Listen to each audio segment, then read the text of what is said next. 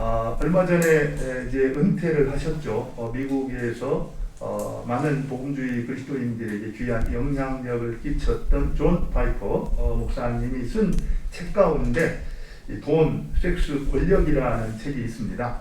근데 그 책의 부제를 볼 것 같으면은 그렇게 되어 있어요.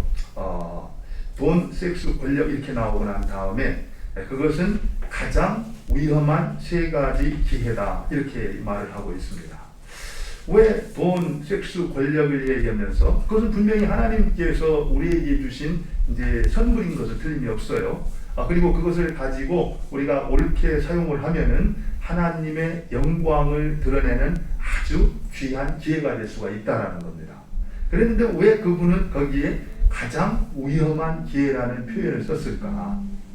그것은 다른 것이 아니라 이 돈과 섹스와 권력 이런 것들은 하나님께서 우리에게 선물로 주셨기에 잘 사용하면은 하나님의 영광을 드러내고 하나님의 뜻을 이루는 복의 통로, 좋은 기회가 될 수 있지만 또 그것이 방향을 잘못 잡게 되면은, 다시 말해서 사탄이 우리 그리스도인으로 하여금 이제 우상을 숭배하게 하고 결국에 우리를 죄로 이끌어가서 하나님의 영광을 가리는 사단의 도구가 될 수 있기 때문에 그것은 위험한 기회다 이렇게 말을 하고 있습니다. 여러분들이 어떻게 생각하세요? 실제로 많은 이 하나님의 백성들이 이 돈 문제 때문에 또 이 성 때문에 또 이 권력 때문에 넘어지게 되고 하나님의 영광을 가리는 것을 보게 되잖아요. 최근에도 우리는 그런 모습들을 뭐 이렇게 심심치 않게 보고 있어요. 지금 이제 벌어지고 있는 일이기도 하죠. 이런 것들을 보면은 정말 우리 존 파이퍼 목사님이 어떤 위험하다라고 한 것을 마음에 새기고 우리가 깨어서 기도하고 준비하면서 이런 부분들을 다루지 않는다면은 우리도 또 역시 쉽게 넘어질 위험성이 있다 이런 생각을 해봅니다. 사실 우리가 지금은 코로나 때문에 조금 잠잠한 것도 아닌 것 같아요. 얼마 전까지도 이 사회를 가장 시끄럽게 했던 문제들이 어떤 문제였습니까? 성범죄에 관한 부분이었잖아요. 뭐 지도층에서부터 말할 것도 없이 이제 박사방이라든지 이런 이제 범죄자들 같은 경우는 어떻게 했습니까? 실제로 강제로 이제 이 나체를 촬영해 가지고 텔레그램에 올려 가지고 또 그것을 이제 이렇게 공유를 할 때 돈을 받고 이제 공개를 했잖아요. 근데 통계를 보니까 아주 그것도 많은 돈을 내고 그 성착취물을 이렇게 내려보았던 사람들이 24만 명이 넘는다 그래요. 이런 것들을 보면은 우리 사회가 성적으로 아주 굉장히 타락하고 문란하다 이런 것들을 볼 수가 있습니다. 그렇기 때문에 오히려 오늘 말씀은 우리 모두가 그 어느 때보다도 귀담아 들어야 될 그런 말씀이 아닌가 이런 생각이 들어요. 이제 오늘 이제 하나님께서 우리에게 간음하지 말라라는 말씀을 통해서 이제 우리에게 하나님의 이 뜻을 이렇게 가르쳐 주실 텐데, 우리가 이런 말씀을 드릴 때는 말씀을 받아들이기 전에 우리의 태도를 바로 하는 게 좋습니다. 여러분들 다 알다시피 하나님께서 성경을 통해서 우리에게 하라 하지 마라는 명령을 하시거든요. 그러면은 그 하나님께서 왜 그렇게 명령을 하실까? 우리를 당신의 도구로 그렇게 부리기 위해서 그런 명령을 하실까? 무엇 때문에 그런 명령을 하실까를 우리가 바로 알고 그 명령을 받아들이는 것이 중요하다는 겁니다. 여러분들 왜 하나님께서 계명을 주세요? 왜 십계명을 주셨습니까?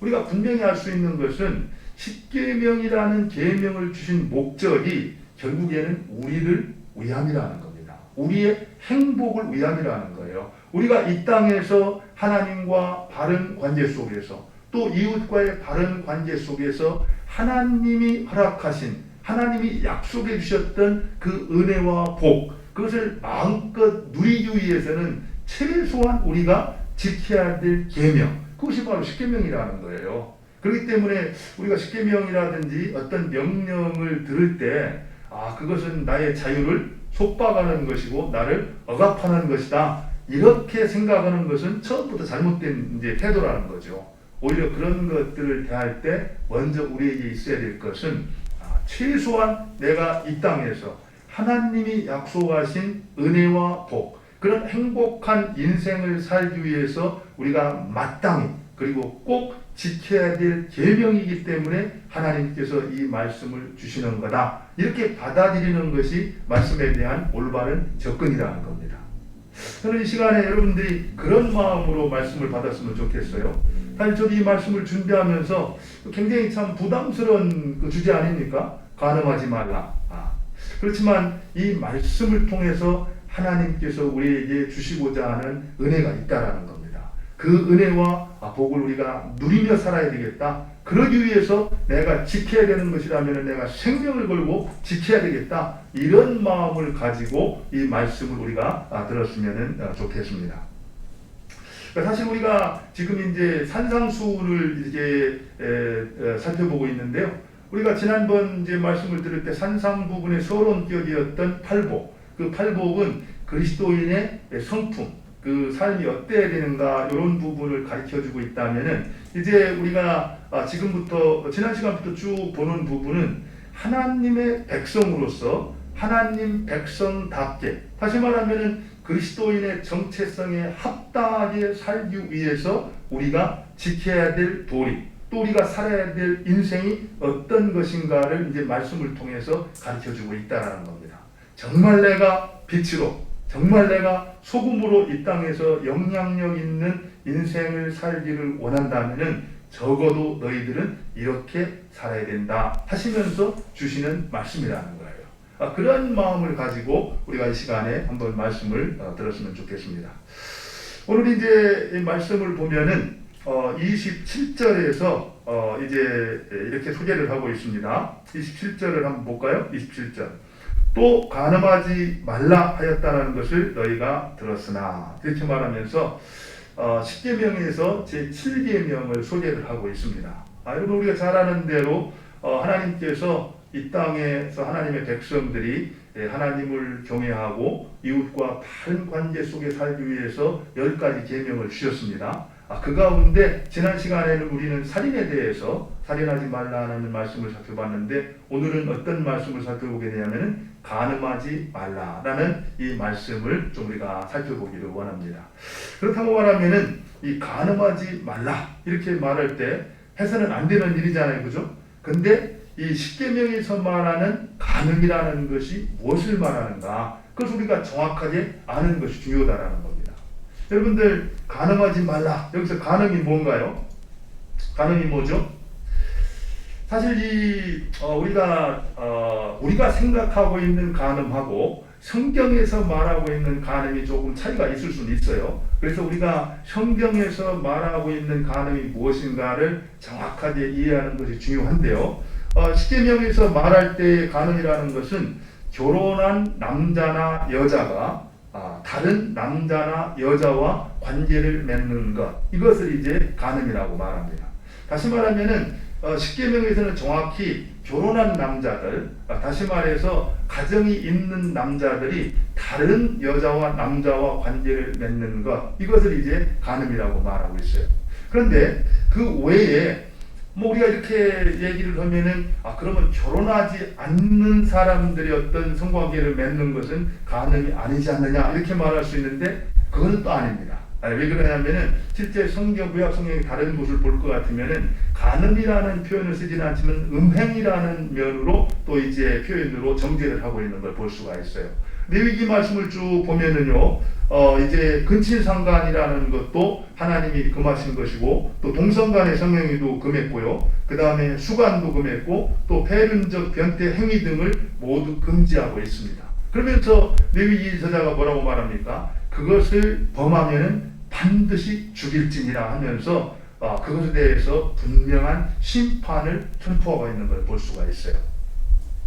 사실 우리가 이 시간에 이런 부분들을 다루면서 어떤 면에서는 지금 우리가 접하고 있는 어떤 성윤리하고 성경에서 말하고 있는 거하고 너무 좀 이렇게 차이가 있어서 어떻게 그걸 다 받아들이냐 이렇게 말할 수 있을지는 몰라요.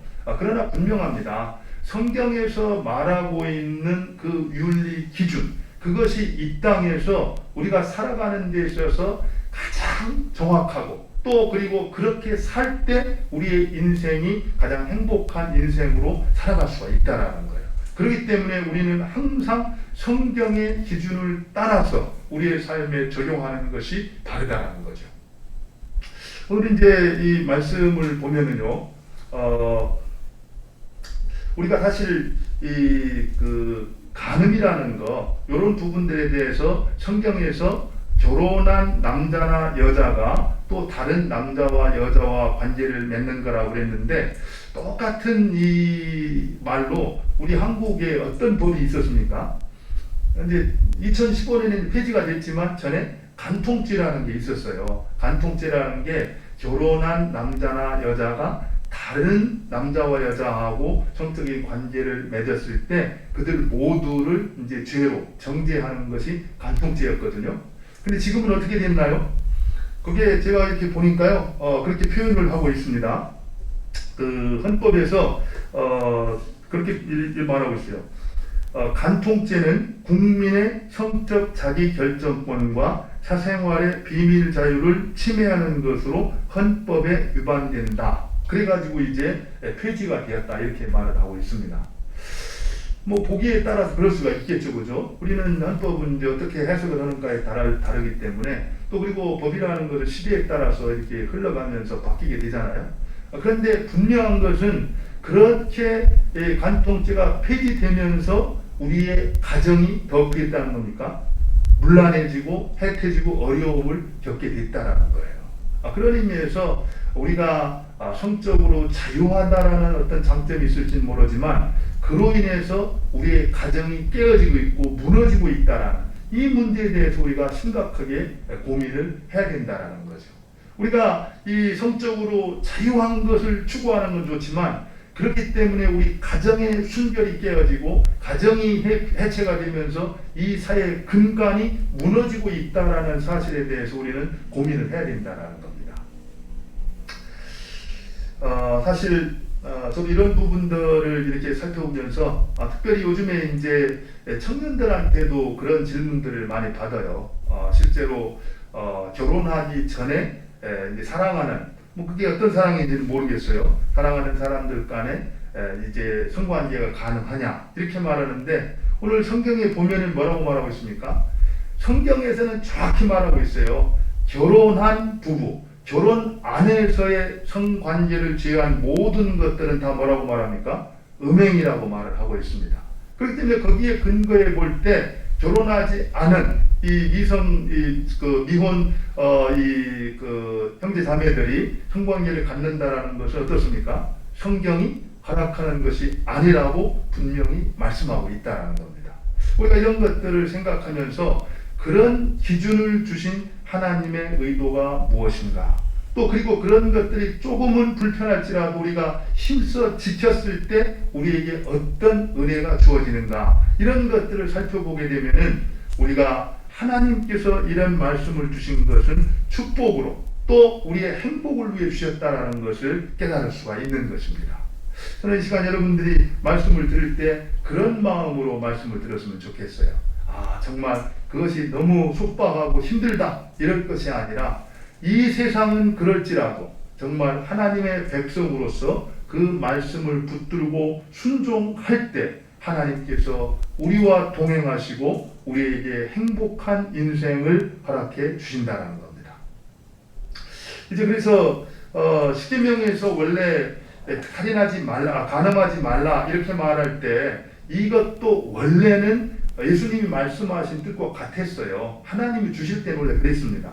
그런데 문제는 어떻게 했냐면은 그 당시에 종교 지도자들, 서기관과 바리새인들이 그 말씀을 자기들이 율법을 다 지킬 수 있도록 그러기 위해서 범위를 축소를 시킨 겁니다. 그래서 살인도 마찬가지. 살인도 어떻게 했습니까? 그들은 실제로 피를 흘리는 이 구체적인 살인 행위가 없으면은 살인하지 않았다, 그렇게 말했지만 예수님께서는 뭐라고 말씀했어요?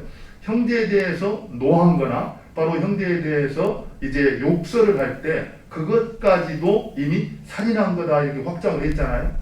이 간음도 마찬가지입니다. 실제적으로 결혼하지 않은 결혼한 그 부부가 다른 사람들과 구체적인 간음 행위, 그것은 물론이고 그렇지 않지만 어떻습니까? 그 외에 모든 바르지 않은 결혼을 벗어난 그 성적인 행위가 음행이라는 걸 통해서 정죄를 하고 있습니다.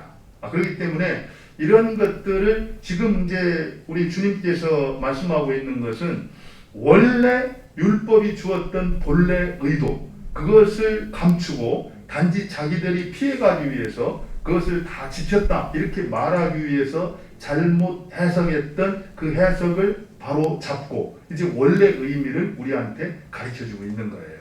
그래서 이제 예수님께서 해석을 이제 달리 해주시는데 그 내용이 이제 28절에 있습니다. 28절을 한번 같이 보겠습니다. 28절 같이 한번 읽죠. 시작. 나는 너희에게 이르노니 음욕을 품고 여자를 보는 자마다 마음에 이미 간음하였느니라 이렇게 말하고 있습니다. 우리 예수님께서 그 종교 지도자들과는 다른 해석을 했죠. 종교 지도자들은 실제 이제 결혼한 사람이 다른 여자와 남자와 이 간음 행위 그것을 하지 않으면은 나는 이 말씀을 지켰다 이렇게 말하고 있는데 우리 주님께서는 뭐라고 말씀하고 있어요? 마음에 이 먼저 여자를 보고 마음에 이 음욕을 품고 여자를 본 사람은 다 간음한 자다 이렇게 말하고 있다라는 겁니다. 사실 이제 예수님께서 이 말씀과 조금 다르지만 현장에서 이 간음하다 붙잡혀온 여인이 있었죠. 근데 그 여인을 이제 사람들이 데리고 와서 예수님께 물어봤습니다. 이 사람이 현장에서 붙잡혔는데 당신은 어떻게 하겠습니까? 이렇게 물었을 때 예수님께서 뭐라고 말씀하셨습니까? 너희들 가운데 죄 없는 자가 이 여인을 돌로 치라고 했잖아요. 그죠? 그랬더니 그러면서 이제 땅에 무언가 이렇게 쓰셨습니다. 그러고 나서 한참 있다 봤더니 나이가 든 사람부터 하나씩 둘씩 어때요? 다 떠나가 버리고 그 여자만 앞에 있었잖아요. 이 사실을 통해서 우리가 알 수 있는 것은 예수님이 이 말씀을 통해서도 그렇고 그 비유를 통해서도 그렇고 말씀하고 있는 것은 예수님은 겉으로 드러난 그 모습을 주목하는 것이 아니라 우리의 마음에 초점을 두고 있다는 겁니다. 우리의 마음이 문제의 본질이라는 거예요. 그 마음을 깨끗하게 하지 않는다라고 하면은 겉으로 잠시 동안 뭔가 문제가 없는 것 같아도 기회가 되어지면 얼마든지 죄로 이어질 수가 있다는 겁니다. 그렇기 때문에 그것이 죄다 이렇게 말하고 있는 거예요. 오늘 말씀에도 이 바리새인과 서기관들의 의보다 너희가 낫지 않으면 천국에 들어갈 수가 없다라는 두 번째 예로 이제 간음을 얘기하고 있는데 우리 주님께서 말씀하시고 있는 것은 단순하게 외적으로 드러난 행위 그것뿐만 아니라 근본적으로 우리의 마음이 참으로 간음으로부터 깨끗하지 않으면 천국에 들어갈 수가 없다 이렇게 말씀하고 있다는 겁니다. 그런데 우리의 마음이 왜 그렇게 중요한가? 여러분들 한번 잘 생각해 보세요. 이제 요즘에 이제 참 어떻게 보면은 뭐 대책이 없을 정도지 않습니까? 컴퓨터만 딱 틀면은 우리로 하여금 오늘 여기 나오는 보는 어떤 문제 이런 것들로부터 이렇게 해방될 수가 없는 그런 많은 문제들이 생기게 되는데 그런 가운데에서 어떻게 우리가 보는 것으로부터 해방이 되어서 마음을 지키고 하나님 앞에 깨끗한 마음으로 살아갈 수가 있을까? 참 쉽지 않은 그런 세상인 것은 틀림이 없어요. 그런데 우리 주님께서 여기서 이제 문제를 삼고 있는 것이 결국에 겉으로 드러난 행위가 아니라 우리의 마음을 누가 다스리고 누가 차지하는가 그것이 중요하다는 걸 가르쳐주고 있거든요. 보통 우리가 마음을 뺏긴다, 생각을 뺏긴다 이런 얘기를 해요. 그래서 사실은 우리가 이렇게 뭐 눈으로 이렇게 보이지는 않지만 매일매일 우리는 영적 전쟁 가운데 살아가고 있습니다. 그래서 결국에 내가 누구를 섬길 것인가, 누구를 따를 것인가 할 때 우리는 항상 입술로는 하나님을 섬기고 하나님을 따른다고 하지만 내 마음이 지향하는 지향점을 보게 되면은 하나님을 따르는지 사단을 따르는지 알 수가 있다는 거예요. 근데 먼저 내 생각과 마음에 있어서 누가 그것을 차지하는가에 따라서 우리는 그를 섬기게 돼 있다는 겁니다. 만약에 정말 하나님께서 기뻐하지 않고 사탄이 원하는 대로 우리의 마음이 순종하고 따라간다라 그러면은 우리는 이미 누구를 섬기냐면은 사탄을 섬기고 있다라는 거예요. 그런데 음란의 아버지가 사탄입니다. 그렇기 때문에 내가 음란을 쫓아간다라는 것은 이미 마음에 누구를 섬기고 있다라는 거예요? 사탄을 섬기고 있다라는 겁니다. 우리 주님께서는 단순하게 어떤 행위가 잘못됐다 잘됐다 이걸 말하는 게 아니라 내 주인이 누구냐 이것을 지금 묻고 있다는 거예요. 우리가 음란이라는 행위를 통해서 마음이 내가 음란을 쫓아갔다 그 얘기는 이미 음란의 아버지 바로 사탄 마귀를 주인으로 섬기고 있는 것이다. 나를 떠나는 것이다. 그러면서 하나님이 지금 너희들이 그 부분에서 실패하면은 하나님을 제대로 섬길 수가 없기 때문에 거기서부터 너희들의 문제를 봐야 되고 거기서부터 너희들이 근본적으로 해결해야 될 신앙의 문제를 해결하라 이렇게 말씀하고 있다는 겁니다. 그렇기 때문에 예수님께서 음욕을 품고 여자를 보는 자마다 이미 마음에 간음했다 이렇게 말한 다음에 엄중하게 꾸짖죠. 뭐라고 꾸짖습니까? 실제로 우리가 이 땅에서 어떻게 음욕을 피하고 간음으로부터 자유하고 하나님 앞에 성결한 삶을 살아낼 수 있을지 그 방법을 가르쳐 줍니다. 그게 이제 이 29절하고 30절인데요. 한번 볼까요? 29절과 30절. 만일 내 오른 눈이 너로 실족하게 하거든 빼어내버리라. 내 백체 중에 하나가 없어지고 온몸이 지옥에 던져지지 않는 것이 유익하며 또한 내 오른손이 너로 실족하게 하거든 찍어내버리라. 내 백체 중 하나가 없어지고 온몸이 지옥에 던져지지 않는 것이 유익하니라. 여기 보면은 조금 막 섬뜩하죠, 그죠? 여기서 만일 오른 눈이 너로 실족하게 하거든 빼어버리라 이렇게 말하고 있습니다. 그리고 또 오른손이 너로 실족하게 하거든 찍어내버리라. 물론 예수님이 이것을 여기서만 말한 건 아니에요. 그런데 중요한 것은 근데 여기서 여러분들 어떠세요? 오른 눈이 이렇게 범죄를 실족하게 하면은 눈을 뽑아내야 됩니까? 아마 그렇게 하게 되면은 지금 우리 교회 다니는 사람 가운데 눈 속는 사람은 뭐 없을 것 같아요, 그죠? 뭐 손목도 제대로 다니는 사람 없을 것 같아요. 근데 실제로 초대교회하고 이 성경을 과거에 보았던 사람들은 이 부분을 문자 그대로 이해를 해가지고요 그렇게 했던 사람들이 꽤 있었어요. 특별히 이 세인트 안톤이라는 사람 같은 경우는 정말 이것으로부터 내가 해방돼야 되겠다. 그래가지고 세상을 떠나서 사막에 들어가서 금식하고 고행을 하면서 35년 동안을 보냈다 그래요. 35년을 보내고 난 다음에 그가 한 말이 무슨 얘기인지 압니까? 35년 동안 괴롭게 고통스럽게 지냈지만 35년이 지난 다음에도 여전히 똑같은 문제로 괴로워하고 있다 이렇게 얘기한다는 겁니다. 또 이제 오리겐이라는 사람 같은 경우는요 실제로 이 말씀 그대로 눈을 뽑고 이제 이 손을 자르고 하는 그런 문자적으로 해석을 해가지고 또 자기의 성기를 거세를 했습니다. 그러나 이제 이 본문의 말씀은 그렇게 해서 이 문제가 해결될 수 있는 문제가 아니다라는 걸 말씀하고 있어요. 실제로 제가 들은 얘기예요. 이제 어떤 분이 하도 노름, 도박 때문에 이렇게 어려움을 겪게 되자 결단을 했다라는 거예요. 그래가지고서 이제 노름을 하려고 그러면 어떻게 됩니까? 화투를 만지려면 손을 쓰잖아요. 그러니까 손가락을 잘랐대요. 근데 한참 뒤에 가보니까 뭐 가지고 하냐면 발가락을 끼고 하더라는 겁니다. 그러니까 우리가 이런 부분들은 문자적으로 해서 이 부분이 해결될 것이 아니라는 겁니다.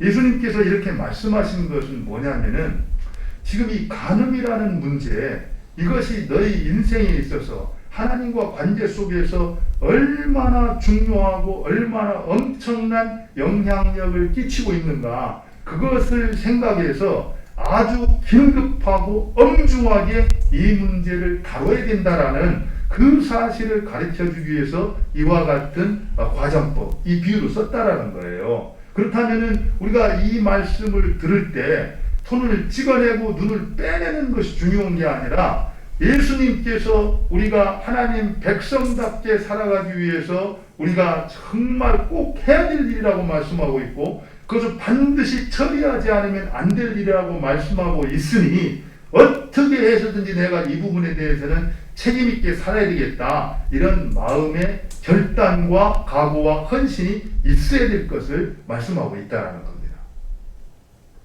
그래서 이제 오늘 내용을 쭉 보면은요, 그런 표현을 쓰잖아요. 이 눈을 이제 이렇게 빼라. 이 얘기는 결국에 보는 것과 가늠, 이 보는 것과 우리의 마음이 연결되어 있다는 거예요. 그렇기 때문에 우리의 마음이 간음을 했을 때 이미 간음했다라고 한다면은, 또 그것이 눈과 연결되어 있다라고 한다면은 바로 그 간음죄를 짓지 않기 위해서 눈을 빼버리라, 그것을 제거해야 된다, 이런 표현이거든요. 근데 이것을 문자적으로 이해하지 말고 한번 생각을 해보자라는 거예요. 여러분들 한번 보세요. 내가 예를 들면 이제 눈이 보는 것에 연결되어 있다라고 말하고 있는데, 그러면 내가 예를 들어 컴퓨터를 딱 켜기만 하면은 그 컴퓨터 안에 나로 하여금 눈으로 범죄하는 많은 것들이 있어요. 그런데 그 컴퓨터를 이용할 때 우리가 이렇게 누릴 수 있는 혜택이 많이 있다라는 겁니다. 그래서 우리는 그 혜택을 누리기 위해서 그런 위험성이 있음에도 불구하고 어떻게 합니까? 컴퓨터를 틀잖아요, 그죠? 그런데 우리 주님께서 하시는 말씀은 너희가 정말 그것 때문에 눈으로 범죄를 하게 된다라고 한다면은 너희들이 컴퓨터를 열어서 컴퓨터를 사용함으로써 받을 수 있는 많은 혜택이 있다 할지라도 그 혜택을 끊어버리고 포기하는 것이, 그것을 누리지 못하고 살아가는 것이 바로 온전한 몸으로 천국에 들어가는 게 훨씬 더 나은 일이다, 이렇게 말하고 있다는 겁니다. 다시 말하면 우리가 살아가면서 우리는 부득불란은 하지 않을 수 없다, 이런 표현을 쓰고 있는데, 왜냐하면 그거를 해야 살아가니까, 또 그것을 위해 유익이 있으니까. 그런데 그것 때문에 바로 내가 음란의 범죄를 범하게 된다라고 한다면은 그것을 끊어버리는 것도 지혜로운 것이다, 이렇게 말씀하고 있다는 겁니다. 여러분이 동의를 하실지는 모르겠지만 한번 그거는 정말 깊이 한번 생각을 해봐야 됩니다. 제가 어떤 분이 그런 얘기를 하는 걸 들었어요. 자기는 컴퓨터 때문에 컴퓨터만 열면 뭡니까? 이렇게 포르노물이라든지 이런 것들에 접촉하지 않을 수가 없다라는 거예요. 너무 그게 괴로워가지고 이제 컴퓨터를 버렸다, 이런 얘기를 들었습니다. 그럼 어떤 사람들은 꼭 그럴 필요가 있냐고. 근데 그렇지가 않습니다. 정말 자기가 자신을 더 정확히 아는 거죠. 그것 때문에 하나님과의 관계가 막히고 그것 때문에 죄를 짓게 된다라고 하면 나로 하여금 죄를 짓게 하는 그 대상, 바로 그것이 나에게 많은 유익을 갖다 주고 혜택을 준다 할지라도 그것을 끊어버리는 것이 바로 하나님과 바른 관계를 맺고 하나님이 기뻐하는 인생을 사는 것보다 얼마든지 그것은 지혜로운 것이라는 거예요.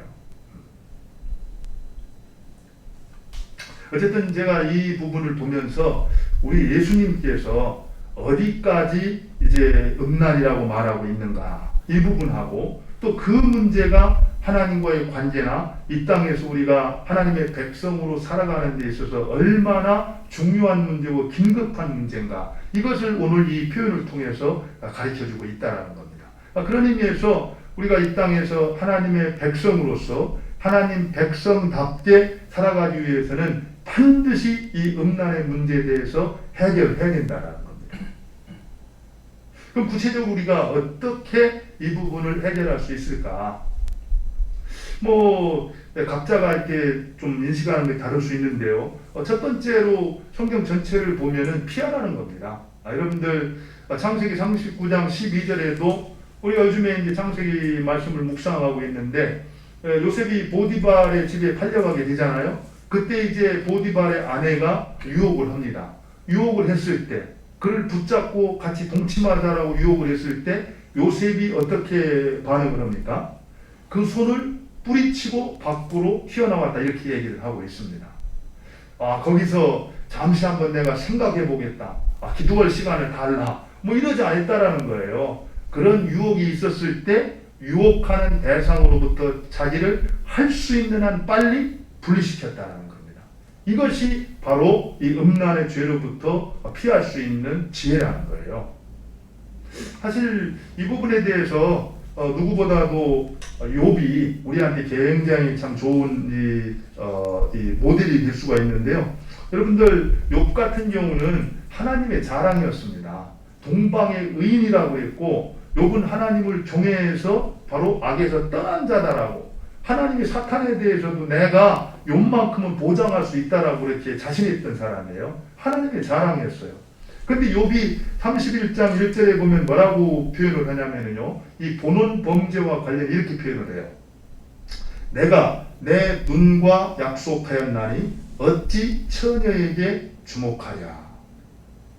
이 무슨 말입니까? 내 눈과 약속을 했는데 절대로 처녀는 보지 않겠다는 겁니다. 왜냐하면 눈이 얼마든지 간음이라는 죄로 연결될 수 있기 때문에, 마치 방탕이라 술 취함이 방탕과 연결해서 죄와 연결되듯이 눈으로 보는 것이 죄와 연결될 수 있기 때문에 처녀를 주목하지 않겠다 약속을 했다라는 거예요.